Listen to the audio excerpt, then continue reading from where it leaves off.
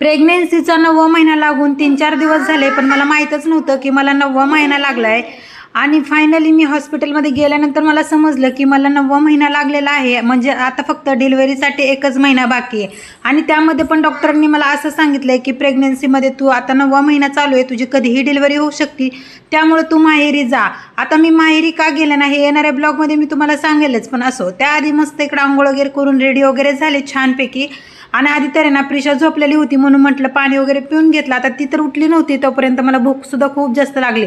आता तरीच म्हणते मी मला इतकी भूक का लागते, पण मला माहीत नव्हतं 9वा महिना चालू आहे, पण मला फायनली समजलं 9वा महिना चालू आहे म्हणून.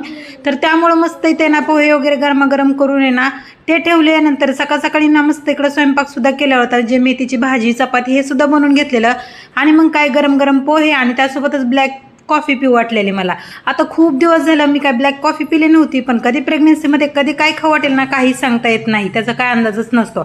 आता ते खाऊन झालं. इकडे प्रिशा मॅडम तर आमच्या उठलेल्या होत्या आणि त्यासोबतच आता त्या दिवशी आणलेलं ते पेरू. आता ते रोज रोज बघून मला कधी खाऊ असं तसं झालेलं. मग त्यामुळे मस्त इकडे पेरू हिरवगार असा पेरू घेतला आणि छानपैकी त्याला कट करून घेतलं. त्यामध्ये थोडंसं लाल तिखट आणि मीठ टाकून घेतलं. आता प्रेग्नेन्सीमध्ये असं काही खाऊ वाटतं का तुम्हाला? पण मला कमेंट करून नक्की सांगा. चला, तुम्हाला जर माझा व्हिडिओ आवडला असेल तर लाईक शेअर आणि सोबत आपल्याला यूट्यूब चॅनलला सबस्क्राईब करायला अजिबात विसरू नका. तोपर्यंत बाय.